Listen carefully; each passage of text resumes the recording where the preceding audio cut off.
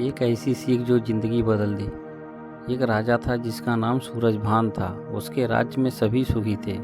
राज्य का कामकाज भी ऐशो आराम से चल रहा था। राजा के नैतिक गुरुओं के कारण प्रजा भी बहुत प्रसन्न थी और जिस राज्य में प्रजा खुश रहती है वहाँ की आर्थिक व्यवस्था भी दुरुस्त होती है। इस प्रकार हर क्षेत्र में राज का प्रवाह अच्छा था। इतने सुखों के बाद भी राजा दुखी था क्योंकि उसकी कोई संतान नहीं थी। यह गम राजा को अंदर ही अंदर सताता रहता था। प्रजा को भी इस बात का बहुत दुख था। वर्षों के बाद राजा की यह मुराद पूरी हुई और उसे एक पुत्र की प्राप्ति हुई। पूरे नगर में कई दिनों तक जश्न मना। नागरिकों को राजमहल में दावत दी गई।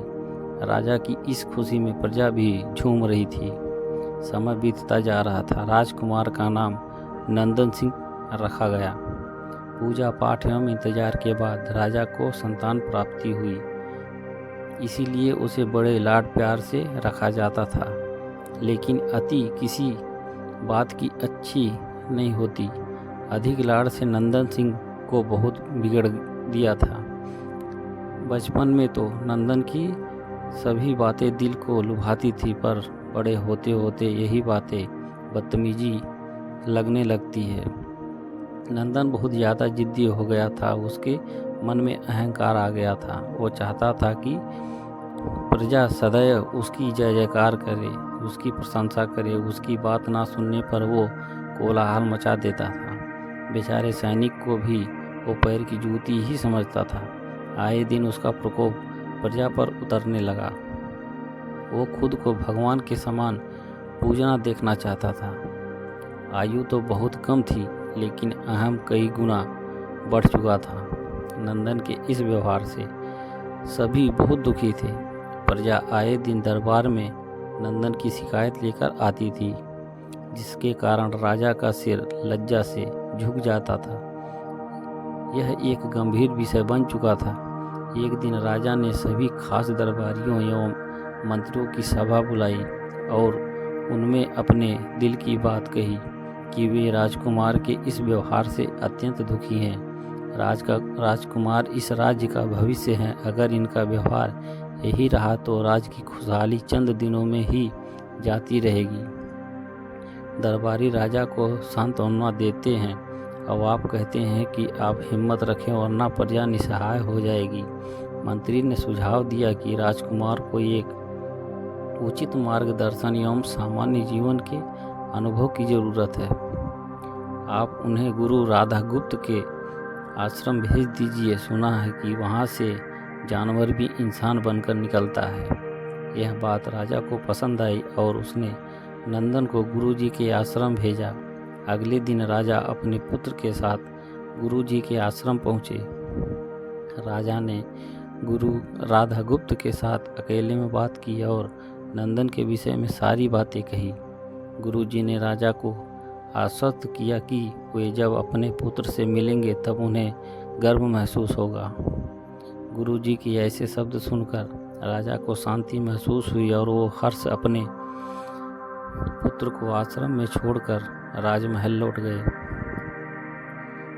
अगले दिन सुबह गुरु के खास चेले द्वारा नंदन को भिक्षा मांगकर खाने को कहा गया, जिसे सुनकर नंदन ने साफ इनकार कर दिया। चेले ने उसे कह दिया कि अगर पेट भरना है तो भिक्षा मांगनी होगी और भिक्षा का समय शाम तक ही है, अन्यथा भूखा रहना पड़ेगा।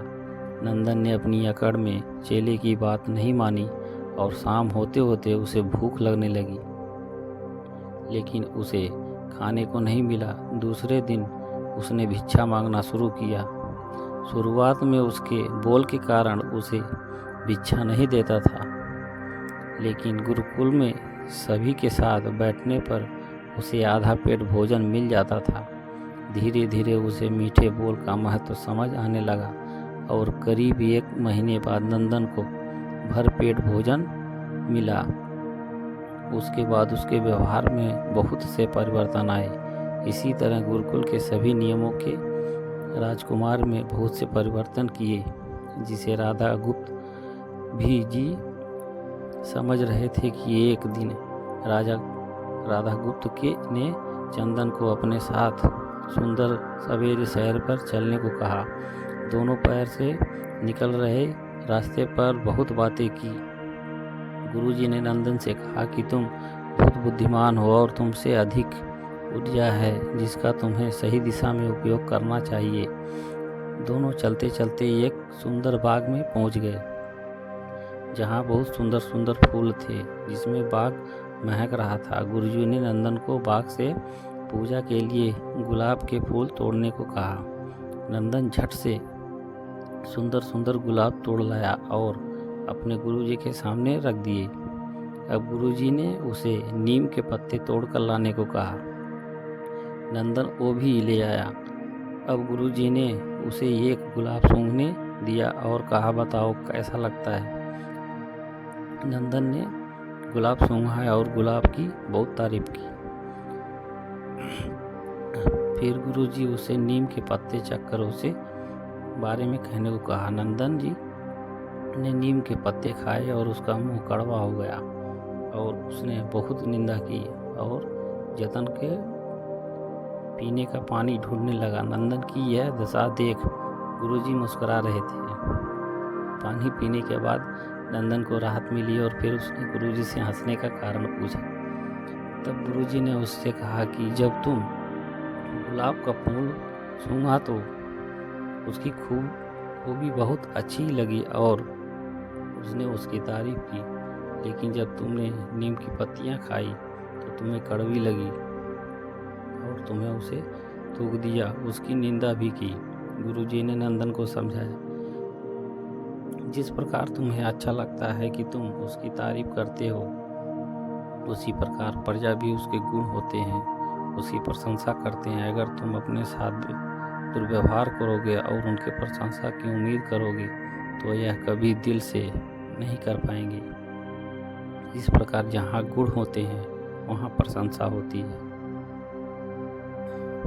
नंदन को सभी बातें विस्तार से समझ आ जाती है और वो अपने महल लौट जाता है।